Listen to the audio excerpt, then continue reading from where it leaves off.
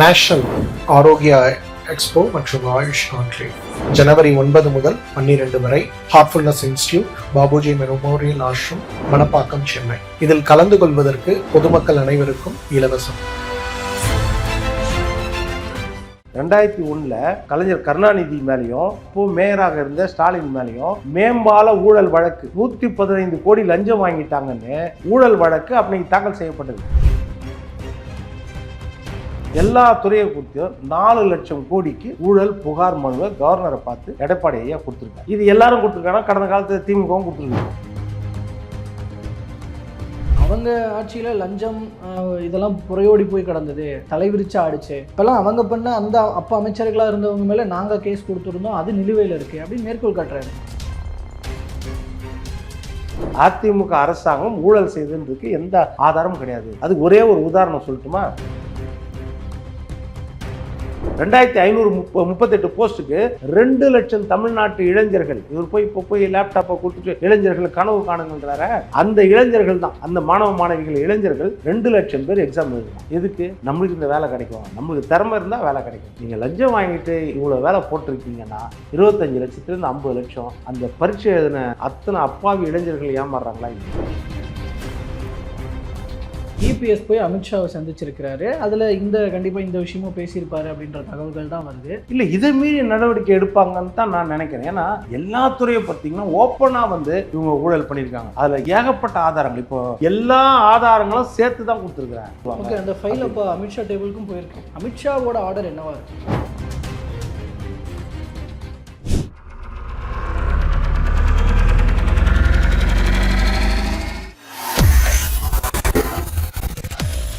வேலை வேண்டுமா?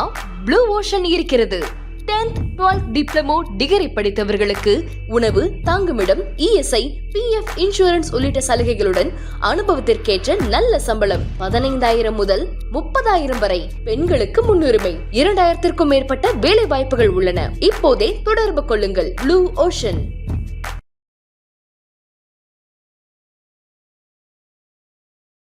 தமிழர்கள் அனைவருக்கும் அன்பு வணக்கம். இன்றைய சிறப்பு நேர்காணலில் நம்மோடு இணைந்திருக்கிறார் அரசியல் விமர்சகர் திரு பொன் வில்சன் அவர்கள். அவரிடம் தற்போது பேசுபொருளாக இருக்கிற சில முக்கியமான அரசியல் விவகாரங்கள் குறித்து உரையாட இருக்கிறோம். பேசலாம். வணக்கம் சார். வணக்கம் கோபி. எடப்பாடி பழனிசாமி அவர்கள் இங்கே இந்த மாதிரி ஒரு 4 லட்சம் கோடி அளவுக்கு முறைகேடுகள் நடந்திருக்கு, ஊழல் நடந்திருக்கு துறை வாரியாக அப்படின்னு சொல்லி ஆளுநர்கிட்ட ஒரு அறிக்கையை, ஒரு ஃபைல்ஸை சப்மிட் பண்ணுறாரு. டக்குன்னு அடுத்த ஓரிரு நாட்களில் இப்போது நேற்று இரவு போய் அமித்ஷாவை சந்திச்சிருக்கிறார். அடுத்த நாள் இரவே போயிட்டு இது 2 நிகழ்வையும் தொடர்பு படுத்தி பார்க்க வேண்டியிருக்குன்னு இப்போ அரசியல் வட்டாரத்தில் பேசிகிட்டு இருக்கிறாங்க. ஸோ அதில் உங்களோட முதல் பார்வை? அதுக்கு 2 நாளைக்கு முன்னாடி அமித்ஷா வேறு இங்கே வந்திருந்தார். அமித்ஷா இங்கே கூட்டத்தில் கலந்துக்கிறதுக்கு இங்கே திருச்சியிலையும் புதுக்கோட்டையிலையும் கூட்டத்தில் வந்திருந்தார். அதனால் இப்போது எல்லாமே இணைச்சி பார்க்கலாம், தவறு கிடையாது. ஏன்னா நடவடிக்கை என்பது எடுக்கணும். எந்த ஆட்சியாக இருந்தாலும் சரி, ஊழல் புறையோடி போயிருந்தால் அது நடவடிக்கை எடுக்கணும் அப்படின்றது. திமுக ஆட்சியை பொறுத்த வரைக்கும் இந்த 5 வருஷம் 4.25 வருஷம் ஆகுது.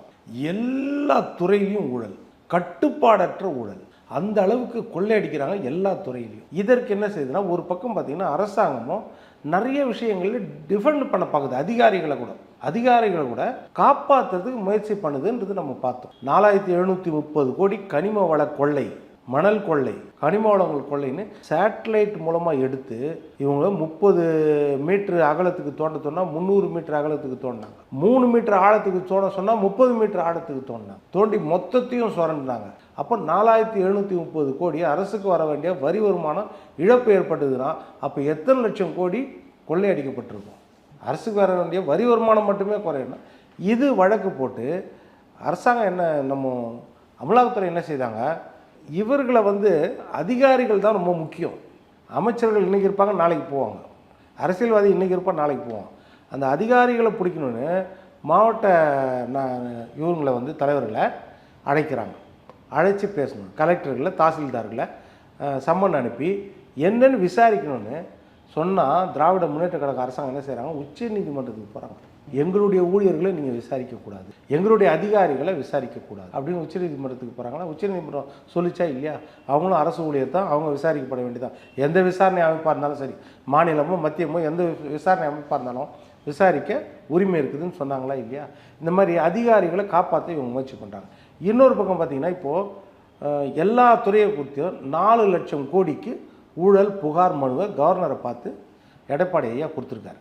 இது எல்லாரும் கொடுத்துருக்காங்கன்னா கடந்த காலத்தில் திமுகவும் கொடுத்துருக்குது. ஆமாம், இப்போ அதை தான் அமைச்சர் ரகுபதி மேற்கோள் காட்டுறாரு. 2018 வேடிக்கையாக இருக்குது. கடந்த 10 வருஷத்தில் அவங்க ஆட்சியில் லஞ்சம் இதெல்லாம் புறையோடி போய் கிடந்தது, தலைவிரிச்சு ஆடிச்சு. அப்போல்லாம் அவங்க பண்ண அப்போ அமைச்சர்களாக இருந்தவங்க மேலே நாங்கள் கேஸ் கொடுத்துருந்தோம், அது நிலுவையில் இருக்குது அப்படின்னு மேற்கோள் காட்டுறாரு. இப்போ இந்த வகையில் அதிமுகவுக்கு எப்படி எங்கள் மீது புகார் கொடுப்பதற்கான ஒரு ஒரு தகுதி இருக்கிறதுன்ற மாதிரி தானே இந்த கேள்வி இருக்குது. இப்போ அவங்க புகார் கொடுத்தது வேடிக்கையானதா? இப்போது கண்ணாமூச்சி விளையாட்டா? 2018 கொடுத்தாரு, 2020 அக்டோபரில் கொண்டு போய் கவர்னர் பன்வாரிலால் புரோஹித்தை பார்த்து, அதுவும் இல்லாமல் யார் அதிகாரமே இல்லாத பதவி, வெறும் ஸ்டாம்ப்பு, ரப்பர் ஸ்டாம்ப்பு பதவி, ஆட்டுக்கு தாடி நாட்டுக்கு எதுக்கு கவர்னர் அப்படின்னு சொல்கிற கவர்னரை போய் பார்த்து இவங்க ஏன் கொடுத்தாங்க? அதிமுக கொடுக்குதுன்னா நியாயம் இருக்குது. இவங்க தான் கவர்னர் பதவியே தேவையில்லாத பதவி, அதிகாரம் இல்லாத பதவினாங்கல்ல, அவர் போய் பார்த்து எதுக்கு மனு கொடுத்தாங்க? அப்போ வேடிக்கை காட்டுறதுக்கு கொடுத்தாங்களா கடந்த திமுக ஆட்சி, திமுக எதிர்கட்சியாக இருக்கும்போது? அப்போ இன்னொரு பக்கம் சொல்கிறேன், அவங்க மனு கொடுத்தாச்சு இல்லை, இப்போ 5 வருஷம் ஆட்சி யார் கையில் இருக்குது? நடவடிக்கை எடுக்க வேண்டியவங்க கையில் தானே சார் இருக்குது. கவர்னர் ஒப்புதல் கொடுக்கல. கவர்னர் ஒப்புதல் கொடுக்குறது அதிகார வரம்பில் கிடையாது, அது ஒரு மரபு. ரேரஸ்ட் கேஸில் தான் அந்த மாதிரி கொடுக்கணும். மற்றபடி பார்த்தீங்கன்னா எம்எல்ஏக்கள், எம்பிக்கள், அமைச்சர்கள்னா சபாநாயகர் அனுமதி கொடுக்கலாம்.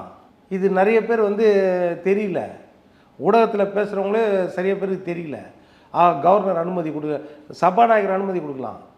2001 நான் ஞாபகப்படுத்துகிறேன், 2001 கலைஞர் கருணாநிதி மேலேயும் அப்போது மேயராக இருந்த ஸ்டாலின் மேலேயும் மேம்பால ஊழல் வழக்கு 115 கோடி லஞ்சம் வாங்கிட்டாங்கன்னு ஊழல் வழக்கு அன்னைக்கு தாக்கல் செய்யப்பட்டது அதிமுக அரசாங்கத்தால், ஜெயலலிதா அரசாங்கத்தால் 2001 ஆட்சிக்கு வந்தோடனே. அப்போது அதுக்கு சார்ஜ் ஷீட் ஃபைல் பண்ணுறதுக்கு உங்களுக்கு அனுமதி வேணும். யார் கொடுக்குறாரு? 2005 சபாநாயகர் அனுமதி கொடுக்குறாரு. சபாநாயகர் அனுமதி கொடுத்தா வழக்கு நடந்துச்சு. கவர்னர் அப்போ அனுமதி கொடுத்தாரு, கவர்னர் கொடுக்கலையே. ஏன்னா அன்றைக்கி மத்தியில் திமுக கூட்டணி ஆட்சி, கவர்னர் அனுமதி கொடுக்கல, சபாநாயகர் தான் அனுமதி கொடுத்தாரு, வழக்கு நடந்துச்சு. 2006 திருப்பியும் திமுக ஆட்சி வந்த உடனே திமுகவின் சபாநாயகர் என்ன செய்தார்னா அந்த அனுமதியை வாபஸ் பெற்றார். இப்போ சபாநாயகர் அனுமதி இருக்குது. போன வருஷம் ஒருத்தர் வழக்கு போட்டிருக்காரு உச்சநீதிமன்றத்தில். இந்த மேம்பால ஊழல் வழக்கில் சபாநாயகர் அந்த அனுமதியை வாபஸ் பெற்றது தவறு அப்படின்னு கொடுத்துருந்தாரு. உச்சநீதிமன்றம் என்னதம்மா சொல்லுது? சபாநாயகர் மேலே அதிகாரம் இல்லைன்னு சொல்லலை, 15 வருஷம் கழித்து இந்த வழக்கு தாக்கல் ஆகுது, அப்படி தாக்கல் பண்ணுறது பொருத்தமாக இருக்குமா? இதை பற்றி விளக்கம் கொடுங்கன்னு தமிழ்நாடு அரசாங்கத்துக்கு விளக்கம் கேட்டுக்குது போன வருஷம். இப்போ அது பெண்டிங்கில் இருக்குது. அதான் சபாநாயகர் பொன்முடி மேலே வழக்கு, செந்தில் பாலாஜி, நிறைய வழக்குகள் சபாநாயகர் அனுமதியோடு நடந்துருக்குது. சபாநாயகர் அனுமதி கொடுக்கலாம், தவறு கிடையாது. அனுமதி வாங்கி நீ நடவடிக்கை. அப்போ என்னென்னா உங்களுக்கு ஆதாரம் இல்லை. அதிமுக அரசாங்கம் ஊழல் செய்துன்றதுக்கு எந்த ஆதாரமும் கிடையாது. அதுக்கு ஒரே ஒரு உதாரணம் சொல்லட்டுமா? இவங்க 97 பக்க அறிக்கை 2020 கவர்னர் பன்வாரிலால் கிட்ட எதிர்க்கட்சி தலைவர் ஸ்டாலின் கொண்டு போய் கொடுத்தாரு. முதல் குற்றச்சாட்டை யார் மேலே தெரியுமா? முதலமைச்சராக இருந்த எடப்பாடி பழனிசாமி 4700 கோடி நெடுஞ்சாலைத்துறையில் ஊழல் பண்ணிட்டார், இவர் மேலே நடவடிக்கை எடுக்கணும். அதை தான் கேட்குறாரு. அந்த இது கொடுத்தப்போ அது சம்மந்தமாக போய் சுப்ரீம் கோர்ட்டில் போயிட்டு எதுக்கு ஸ்டே வாங்கிட்டு வராரு அப்படின்னு சொல்லி கேட்குறாருல. அதாவது சட்டப்பூர்வமாக எல்லாம் இருக்குது. அடுத்தது என்ன சொல்கிறேன் கேளுங்க. இல்லை, நியாயவான்களாக இருந்தால் விசாரணைக்கு அதுதான் அது முழுசாக சொல்கிறேன். நீங்கள் பாதி தான் தெரியுது, அதுக்கு மேலே நீங்கள் உங்களுக்கு தெரியல. உச்சநீதிமன்றத்தில் போய் ஸ்டே வாங்கினாங்களா? உச்சநீதிமன்றத்தில் மறுபடியும் வழக்காடுறதுக்கு ஆர்எஸ் பாரதி போனாரா? உச்சநீதிமன்றம் என்னதுமா சொல்லிச்சு? ஹைகோர்ட்டில் இந்த விசாரணை நடக்குது, ஹைகோர்ட்லேயே நடக்கட்டும்னு அனுமதி கொடுத்துச்சு. ஹைகோர்ட்டுக்கு வந்த பிறகு ஆர்எஸ் பாரதி அவர்கள் அப்போ தான் இதில் இருக்கிற சிக்கல் தெரியுது. மொத்தமே 4700 கோடிக்கு தான் மொத்தம் டெண்டரே, மொத்தமே ஊழல்னா அப்புறம் எப்படி? இவருக்கு ஆதாரம் இல்லை. ஆர்எஸ் பாரதி என்ன சொல்கிறாரு? இந்த வழக்கை நான் வாபஸ் வாங்கிக்கிறேன்றாரு. ஏன்னா தள்ளுபடி பண்ணிடுவோம்னு தெரியும். எடப்பாடியார் என்னம்மா சொன்னார்? யாராவது குற்றம் சுமத்தப்பட்டவர், அக்யூஸ்டு, வழக்கு நடத்துங்கன்னு சொல்லுவாங்களா? எதிராளியே வழக்கு வாபஸ் பண்ணால் வாபஸ் தானே வாங்கிடுவாங்க. எடப்பாடி பழனிசாமி என்ன சொன்னார்னா, நான் வாபஸ் வாங்க விட மாட்டேன், நான் வழக்கை நடத்தணும்.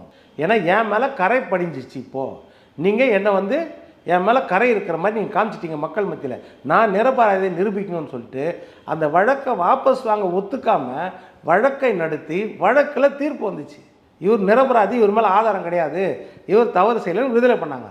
இப்போ என்ன சொல்லுவீங்க? அது அதான் இப்போ அமைச்சர் இன்னைக்கு வரைக்கும் ஆர்எஸ் பாரதி அதை பற்றி பேசவே மாட்டார். இல்லை, அதான் அப்போ அமைச்சர் ரகுபதி அந்த முதல் பாதியை மட்டும் சொல்லிட்டு பின்ன அதுதானே எடப்பாடி பழனிசாமி தெளிவாக சொல்கிறாரு. நான் அப்பழு கட்டுறோன்னு தீர்ப்பு வாங்கின்னு விடுதலை வாங்கிட்டு வந்தேன். ஆர்எஸ் பாரதி வாபஸ் வாங்குறேன்னு சொன்னார். நான் வாபஸ் வாங்க விட மாட்டேன்னு சொன்னேன். நீங்கள் பாட்டு போட்டுருவீங்க, அப்புறம் வாபஸ் வாங்குவீங்கன்னு. இது உதாரணம் ஒன்று. இது போல் நிறைய உதாரணங்கள் நம்ம சொல்லிகிட்டே போகலாம். ஆனால் இவங்க மேலே என்ன வழக்குன்னா, இவங்க வந்து ஆட்சிக்கு வந்த உடனே சொத்து குவிப்பு வழக்கெல்லாம் நீதிமன்றங்கள் மாற்றப்பட்டு வேலூருக்கோ ஸ்ரீவில்லிபுத்தூருக்கோ மாற்றப்பட்டு ஒவ்வொன்றா என்னாச்சு, இவர்களை அதில் ரிலீஸ் பண்ணுறாங்க கேஸில். இன்றைக்கி ஆனந்த் வெங்கடேஷ் தனிச்சையாக எடுத்தார்ல, எடுத்து சொல்லியிருக்கார்ல. சரி, எதுவும் வேணாம். இப்போ சார் ரீசெண்டாக எடுத்துக்கோங்க. இப்போ சவுக்கு சங்கர் வழக்கில் நீதிமன்றத்தில் என்ன பேசுகிறாங்க, நீதிபதி என்ன சொல்கிறாரு, 2 நீதிபதியும் இந்த மாதிரி ஒரு கமெண்ட் போட்டால், ஒரு விமர்சனம் பண்ணால் உங்களை ஆட்சியாளரை, அது வந்து நம்ம அரசியல் சாசன சட்டப்படி அதுக்கு உரிமை இருக்குது. எந்த ஒரு குடிமகனுக்கும் அரசாங்கத்தை விமர்சனம் பண்ண உரிமை இருக்குது.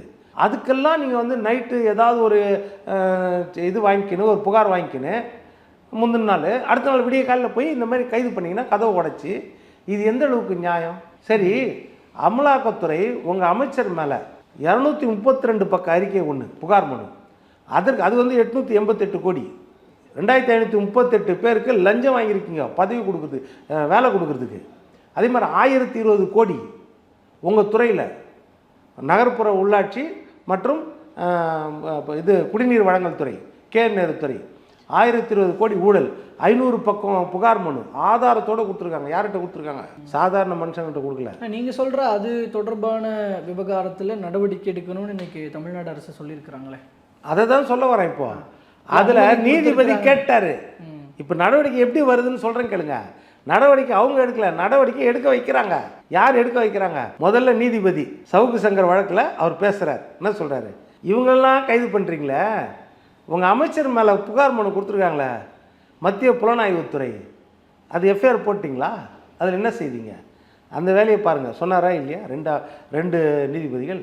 அடுத்தது முந்தானத்து எப்படி கவர்னர்கிட்ட போய் புகார் மனு கொடுத்தாங்களோ, நேற்று நாடாளுமன்ற உறுப்பினர், அதிமுக நாடாளுமன்ற உறுப்பினர் வழக்கறிஞர் ஐயா இன்பதுரை அதிமுக சார்பாக வழக்கு போட்டாச்சு. அமலாக்கத்துறை கொடுத்துருக்குது ஆதாரத்தோட. 2 லட்சம் பேர் வேலைக்கு எழுதியிருக்காங்க. ஜேஇக்கு, ஏஇக்கு, ரெவன்யூ ஆஃபீஸர் போஸ்ட்டுக்கு 2538 போஸ்ட்டுக்கு 2 லட்சம் தமிழ்நாட்டு இளைஞர்கள். இவர் போய் லேப்டாப்பை கொடுத்துட்டு இளைஞர்கள் கனவு காணுங்கள்ன்றார, அந்த இளைஞர்கள் தான், அந்த மாணவ மாணவிகள் இளைஞர்கள் 2 லட்சம் பேர் எக்ஸாம் எழுதணும். எதுக்கு? நம்மளுக்கு இந்த வேலை கிடைக்கும், நம்மளுக்கு திறமை இருந்தால் வேலை கிடைக்கும். ஆனால் நீங்கள் லஞ்சம் வாங்கிட்டு இவ்வளோ வேலை போட்டிருக்கீங்கன்னா 25 லட்சத்துலேருந்து 50 லட்சம் அந்த பரீட்சை எழுதின அத்தனை அப்பாவி இளைஞர்கள் ஏமாறுறாங்களா இல்லையா? அப்போ இந்த புகார்லையும் 150 வேலைகளுக்கு சாம்பிள் கொடுத்துருக்காங்க. 150 வேலைகளுக்கு என்ன டிரான்சாக்ஷன் நடந்துச்சு, எப்படி அவாலா டிரான்சாக்ஷன் நடந்துச்சு, டிஜிட்டல் பண பரிவர்த்தனை எப்படி நடந்துச்சு, அதிகாரிகள் மட்டத்தில், அமைச்சர் உதவியாளர்கள் மட்டத்தில் எப்படி நடந்துச்சு, இது மொத்தமும் நாங்கள் ஆதாரத்தோடு கொடுக்குறோம். இதுக்கு மேலே என்ன சார் வேணும்? நடவடிக்கை எடுக்கணுமா இல்லையா? சொல்லுங்கள். அதே மாதிரி தான் 2வது தடவை கொடுக்குறாங்க. அது அக்டோபர் 27 கொடுக்குறாங்க. அக்டோபர் 8 மறுபடியும் கொடுக்குறாங்க. 1020 கோடி ஊழல். எதில் ஊழல்? சாலை போட்டதில் ஊழல். அடுத்தது இந்த தூய்மை பணியாளர், அவங்களுக்கு ஒப்பந்ததாரர்கள், அவங்கக்கிட்ட ஊழல். கட்சிக்காக நிதி வாங்கியிருக்கீங்க, கழிவறை கட்டி கொடுக்கறதுல ஊழல். இப்படி தொடர்ந்து எல்லா விஷயத்துலேயும் ஊழல். அப்போ 1020 கோடிக்கு டாக்குமெண்ட் கொடுத்துட்டு அதில் என்ன சொல்கிறாங்க தெரியுமா? அமலாக்கத்துறையே அந்த அறிக்கையில் 500 பக்கம் அதில் கொடுக்குறாங்க. இந்த மாதிரி this is the tip of a iceberg. அவ்வளோதான். ஒரு பெரிய மெகா ஊழலுடைய ஒரு சிறிய தூளியை தான் நாங்கள் கொடுத்துருக்குறோம் உங்ககிட்ட. அது கடைசி வரியில் என்ன கொடுக்குறாங்க? இதன் மேலே நீங்கள் நடவடிக்கை எடுத்து எஃப்ஐஆர் பதிவு செய்யவில்லை என்றால் காவல்துறைக்கு இந்த ஊழலுக்கு தாங்களும் உடந்தையாக இருந்ததாக எடுத்துக்கொள்ளப்படும்னு எச்சரிக்கை செய்கிறோம்னு அதிலே கொடுத்துருக்கு. எதுக்காகனா அமலாக்கத்துறை வழக்கு பதிவு பண்ண முடியாது நேரடியாக. ப்ரிடிகேட்டிவ் அஃபென்ஸ் இருந்தால்தான் வழக்கு பதிவு பண்ண முடியும். ஒரு வழக்கு இருந்தால்தான் அதில் பணப்பரிவர்த்தனை மோசடினா தான் அமலாக்கத்துறை உள்ள முறையும். அதான் அப்படி சட்டங்குது. இல்லைன்னா அமலாக்கத்துறை வழக்கு பதிவு. இப்போ அந்த வகையில் இப்போ நடவடிக்கை எடுக்கணும்னு தமிழ்நாடு அரசும் சொல்லிட்டாங்க. ஸோ இதுக்கப்புறம் எஃப்ஐஆர் போடும் பட்சத்தில் என்ன நடக்கலாம் அடுத்து? அதுக்கு என்ன நடக்கலாம்னா, அதுக்கு ஒரு உதாரணம் சொல்கிறேன் நான். இப்போது மதுரை மாநகராட்சி 200 கோடிக்கு மேலே ஊழல், சொத்து வரி விதிக்கிறதுல. கரெக்டாக அத்தனை பெரிய ராஜினாமா பண்ண வச்சாங்க. இப்போது மேயராக இருந்த திமுகவின் இந்திரா அவர்கள் மீது எடுக்கப்பட்ட நடவடிக்கை என்ன? கிட்டத்தட்ட கடைநிலை ஊழியர்கள், அதிகாரிகள்னு ஒரு 19 பேரை கைது செய்து அதில் இந்திராவின் கணவர் பொன் வசந்த் கூட ஜாமீனில் விட்டாச்சு. மெயின் யார்? மேயர். எடுத்த நடவடிக்கை என்ன? சரி, இதில் போடப்பட்ட எஃப்ஐஆர்கள் என்ன? அதாவது சில செக்ஷன்ஸ் இருக்குது பிஎன்எஸ் பிரகாரம். இந்த பிஎன்எஸ் ஆக்ட் பிரகாரம் இந்த செக்ஷன்ஸ் எல்லாம் போனால் பண பரிவர்த்தனை மோசடி, அப்புறம் டாக்குமெண்ட்டை மாற்றுறது, இதெல்லாம் பண்ணிங்கன்னா, இந்த பிரிவுகள் வழக்கு போட்டிங்கன்னா இடி உள்ளே வந்துடும். அப்போ இடி உள்ளே வராத அளவுக்குரிய பிரிவுகள் அந்த செக்ஷன்ஸ் தான் இப்போ போட்டு வச்சுக்கிருக்காங்க. இப்போ தெரியுதா வழக்கு எப்படி போகணுன்னு? அடுத்த வழக்கு உதாரணம் ஹேண்டில் பண்ணுவாங்க. அதை தான் சொல்கிறேன். இன்றைக்கி ஒன்றும் வேணாம், செந்தில் பாலாஜி மேலே என்ன வழக்கு? அமலாக்கத்துறை 471 நாள் உள்ளே வச்சிச்சு, ஜெயிலில் வச்சிச்சு, அப்புறம் 268 நாள் இலாக்கால அமைச்சராகவே இருந்தார், எல்லாம் சொல்கிறோம்ல. வழக்கு என்னது வழக்கு? அமலாக்கத்துறை வழக்கே விடுங்க, அமலாக்கத்துறை எப்படி உள்ளே வந்துச்சு? 3 வழக்குகள் லஞ்ச ஒழிப்புத்துறை போட்டிருக்கிற வழக்கு, அதில் தானே அமலாக்கத்துறை உள்ளே வந்துச்சு. இப்போ லஞ்ச ஒழிப்பு தூங்கி நிற்குதா செந்தில் பாலாஜி மேலே இருக்கிற வழக்கு? எங்கன்னா ஒரு இது போல் ஒரு வேடிக்கை நீங்கள் எங்கன்னா பார்த்துருப்பீங்களா? எப்படின்னா 3000 பேர் கண்டக்டருக்கு, டிரைவருக்கு, ஒய்ஃபு தாலியை விற்று வீட்டில் இருந்த கொஞ்சம் பணத்தெல்லாம் எடுத்து கடனை வாங்கி லஞ்சத்தை தெரியாமல் கொடுத்துட்றான் அப்பாவி. கண்டக்டர் டிரைவர் வேலைக்கு அவனை பெரிய படிப்பாக படிச்சிருப்பான். அந்த 3000 பேர் லஞ்சம் கொடுத்தாங்கன்னு புகார் கொடுத்துக்கிறாங்களே, அவங்கள சேர்த்துட்டாரு அக்யூஸ்டா. இது டிவிஎஸ்சி சேர்த்துக்குது. இந்த 3000 பேரும், அதாவது கொடுத்தவர்களும் தப்பான், வாங்கினவர்களும் தப்பான். வாங்கினவங்க அரசு அதிகாரிகள், அமைச்சர்கள், ஆட்சியில் இருக்கிறவன், அதிகாரம் செலுத்துகிறவன். கொடுத்தவன் அப்பாவி, ஏமாந்து போய் கொடுத்தான், அவனையும் கோ அக்யூஸ்டாக சேர்த்து அதை தான் உச்சநீதிமன்றம் அப்போ சொல்லிச்சு. இவ்வளோ பேரையும் நீங்கள் விசாரித்து கிராஸ் இன்ட்ரகேஷனு, கிராஸ் வெரிஃபிகேஷன்லாம் பண்ணால் 150 வருஷம் ஆகும். எப்படி டெக்னிக்கலாக பண்ணுறாங்க பாருங்கள். இதே மாதிரி தான் கிட்னி திருட்டு வழக்கு. கிட்னி திருட்டு வழக்கு யார்? 2 மெடிக்கல் ஹாஸ்பிட்டலில், மருத்துவ பல்கலைக்கழகம் நாமக்கல்லில். அப்போ என்னாச்சு? அந்த வழக்கில் திமுக எம்எல்ஏ உடைய மருத்துவமனை தானே, ஏழை நெசவு தொழிலாளர்கள் தானே, பெண்கள் தானே, வறுமை கோட்டில் இருக்கிறவங்கள ஏமாற்றி நீங்கள் கிட்னி எடுத்திருக்கீங்க. அதுக்கு இது வரைக்கும் எடுக்கப்பட்ட நடவடிக்கை என்ன? அந்த இடைத்தரகர் ஆனந்து அவன் 2 பேரை கைது பண்ணிங்க. மருத்துவமனை உரிமையாளரை பிடிச்சிங்களா? அவங்கள கைது பண்ணிங்களா? இல்லை கட்சி ரீதியாவது நடவடிக்கை எடுத்தீங்களா? அதுக்கு நீதிமன்றம் என்ன செய்யுதுன்னா, ஐஜி பிரேமானந்த் சின்ஹா அவர் தலைமையில் எஸ்ஐடி, ஸ்பெஷல் இன்வெஸ்டிகேஷன் டீம், சிறப்பு புலனாய்வு குழு, விசாரணை குழு 3 பேரை போடுறாங்க. அதுக்கு தமிழ்நாடு திமுக அரசாங்கம் உச்சநீதிமன்றத்துக்கு மறுபடியும் போகிறாங்க. உலக மகா வழக்கறிஞர் வச்சு வாதாடுறாங்க. என்ன சொல்கிறாங்க தெரியுமா? ஐயா, அதாவது நாமக்கல்லேருந்து 200 கிலோமீட்டருக்கு தூரமாக இவங்கெல்லாம் இருக்கிறாங்க போஸ்டிங்கில். இவங்க வந்து விசாரணை செய்து கொஞ்சம் கஷ்டமாக இருக்கும். அதனால் நாங்கள் 3 பேரை கொடுக்குறோம். ஏதோ அந்த நாமக்கல்குள்ளேயே இருக்கிறவங்க இல்லை அதை சுற்றி இருக்கிறவங்கள நாங்கள் 3 விசாரணை அதிகாரியை கொடுக்குறோம், அவங்கள போடுங்க. ஏங்க 200 கிலோமீட்டர் தள்ளி இருந்தாலும் அவங்களுக்கு போஸ்டிங் அங்கே போடுறதுக்கு என்ன இருக்குது? இன்றைக்கெல்லாம் 200 கிலோமீட்டர் இருந்து சாதாரணமாக 2 ஹவரில் வந்து விசாரிச்சு போய் டெய்லியாக விசாரிக்க போகிறாங்க. இது ஒன்றும் கிடையாது. இதுக்கு உச்சநீதிமன்றம் என்னமோ சொல்லிச்சு, அதெல்லாம் முடியாது, நாங்கள் போட்ட விசாரணை குழு தான், அவங்க தான் விசாரிப்பாங்க. நடக்குதா? இப்போது இது 2வது. KN நேரு 3வது சொன்னால், செந்தில் பாலாஜி விஷயம் 4வது சொன்னால், இப்போது பொன்முடி விஷயம் என்னாச்சு? பொன்முடி தான் அதே மாதிரி தான். கன்வென்ஷனுக்கும் சென்டென்ஸுக்கும் 3 வருஷம் தண்டனை இங்கே கொடுத்தாச்சு. அதுக்கு போய் அங்கே போய் ரேரஸ்ட்டு கேஸ் மாதிரி ஸ்டே வாங்கிட்டு வந்து அவர் வயதின் காரணமாக காமிச்சு அவர் நடக்க முடியாதுன்னு சொல்லி, ஆனால் வந்தவுடனே அமைச்சர் பதவி. இப்போ ஆபாசமாக பேசினான்றதுக்காக நீதிமன்றம் கண்டித்த பிறகு தான் அமைச்சர் பதவி எடுத்திருக்காங்க. இப்போ தொடர்ந்து இவங்க எப்படின்னா இந்த விஞ்ஞான ரீதியாக போவாங்க. ஓகே, அப்போ இதுதான் நிலவரம்னு இங்கே தெரிஞ்சிருச்சு. இப்போ இதெல்லாம் இருக்கிற சுச்சுவேஷனில் தான் இபிஎஸ் போய் அமித்ஷாவை சந்திச்சிருக்கிறாரு. அதில் கண்டிப்பாக இந்த விஷயமும் பேசியிருப்பார் அப்படின்ற தகவல்கள் தான் வருது. அப்போ இதுக்கப்புறம் இந்த மாதிரியான காரணங்கள் வந்தாலும் கூட அதையெல்லாம் தாண்டி நடவடிக்கை எடுப்பதற்கான அந்த துரிதமான பணிகள் எப்படி நடக்கும்னு எதிர்பார்க்குறீங்க? அமித்ஷாவோட ஆர்டர் என்னவாக இருக்கும்? இல்லை, இதை மீறி நடவடிக்கை எடுப்பாங்கன்னு தான் நான் நினைக்கிறேன். ஏன்னா எல்லா துறையை பார்த்திங்கன்னா ஓப்பனாக வந்து இவங்க ஊழல் பண்ணியிருக்காங்க. அதில் ஏகப்பட்ட ஆதாரங்கள். இப்போது எடப்பாடி ஐயாவே என்ன சொல்லியிருக்காருன்னா, நான் கவர்னர்கிட்ட கொடுத்த மனுக்களில் எல்லா ஆதாரங்களும் சேர்த்து தான் கொடுத்துருக்குறேன்.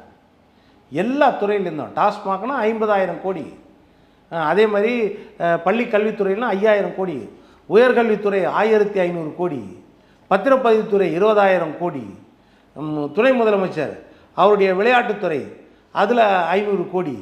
இப்படி எல்லா துறையிலையும் என்னென்ன ஊழல் நடந்திருக்குது. அதே மாதிரி அறநிலையத்துறை, இந்த அறநிலையத்துறை 1,500 கோடி. இப்படி எல்லா துறையை பற்றியும் அக்கு வேற ஆணி வேற பிரித்து எல்லாத்தையும் ஆதாரத்தோடு கொடுத்துருக்காரு. அதோட காப்பியை வந்து உள்துறை அமைச்சர்கிட்டையும் கொடுத்துருக்கலாம். அமித்ஷா அவர்கிட்டையும் கொடுத்துருக்கலாம். அவங்களும் அந்த விசாரணை வளையத்துக்குள்ளே கொண்டு வருவாங்க. ஓகே, அந்த ஃபைல் அப்போ அமித்ஷா டேபிளுக்கும் போயிருக்கலாம். ஆமாம், கண்டிப்பாக போயிருக்கலாம். ஏன்னா அவங்களும் மத்தியில் இருக்க பாதுகாப்புத்துறையில் அவங்ககிட்டையும் போயிருக்க வாய்ப்பு இருக்குது. அதனால் திமுகவை பொறுத்தவரைக்கும் இந்த தடவை வந்து ஒரு சிக்கல் தான். எல்லா அமைச்சர்களும், பெரும்பாலான அமைச்சர்கள் அவங்க மேலே இன்றைக்கி வழக்கு வரும். அதை அவங்க தான் பார்த்துக்கணும் அப்படின்றது. ஆனால் எல்லா நகர்வுகளும் ஒரு பாயிண்டோட போய் நின்றுதுங்களே, அதுவும் அதுதான் வேடிக்கை. அதுதான் இந்த முறை அது நடக்கக்கூடாது அப்படின்றது தான். இப்போ அமலாக்கத்துறையும் சில விஷயங்களில் அவசரப்பட்டாங்க. அதாவது இப்போ டாஸ்மாக் விவகாரத்தில் கூட 49 வழக்குகள் இருந்துச்சு. அதில் 38 வழக்குகளோ 37 வழக்குகளோ வந்து அதிமுக ஆட்சி காலத்தில் போடப்பட்டது. அது யாருன்னா அந்த ஊழியர்கள் மேலே போடுவாங்க. ஒவ்வொரு டாஸ்மாக் கடையிலையும் அந்த கடையில் எப்படின்னா 10 ரூபா கூட வாங்கினாங்கன்னா அதுக்கு உடனே புகார் வந்தால் உடனே வழக்கு. அதே மாதிரி நேரம் தவறி விற்றாங்கன்னு வச்சுக்கோங்க, அது உடனே வழக்கு. விடுமுறை நாளில் விற்றாங்கன்னு வச்சுக்கோங்க, அது உடனே வழக்கு. அந்த மாதிரி அந்தந்த டாஸ்மாக் கடையில் வழக்கு போட்டிருப்பாங்க, அந்த எஃப்ஐஆர் போட்டிருப்பாங்க. அந்த எஃப்ஐஆரை வச்சு தான் பண பரிவர்த்தனை மோசமாக நடந்திருக்குதுன்னு இடி உள்ளே வந்துச்சு. அந்த இடி உள்ளே வரும்போது தான் பார்க்குது நிறைய எவிடன்ஸ் கிடைக்குது. வேறு ஐஏஎஸ் விசாகன்லேருந்து நிறைய பேர் எவிடன்ஸ் கிடைக்குது. அதனால் இவங்க என்னென்னா உடனே அவசரப்பட்டு அவங்களையும் விசாரிக்க போய் அவங்க வீட்டை சீல் வச்சு, இப்போ எப்படின்னா இதெல்லாம் நிறையா வந்து அந்த சட்ட சிக்கல்கள், சட்ட நுணுக்கங்கள் இருக்குது. அதாவது சீல் வைக்க உங்களுக்கு அதிகாரம் இல்லை, உடச்சி போக அதிகாரம் இருக்குது. உடச்சி போக அதிகாரம் இருக்கும்போது நீங்கள் எதுக்கு சீல் வச்சிங்க? அப்புறம் நிறுவனத்தை வந்து நீங்கள் எப்படி குற்றவாளியாக ஆக்குவீங்க? இண்டிவிஜுவல் தான் குற்றவாளி. ஒரு நிறுவனத்தை, அரசு சார்பு நிறுவனத்தையே எப்படி குற்றவாளி?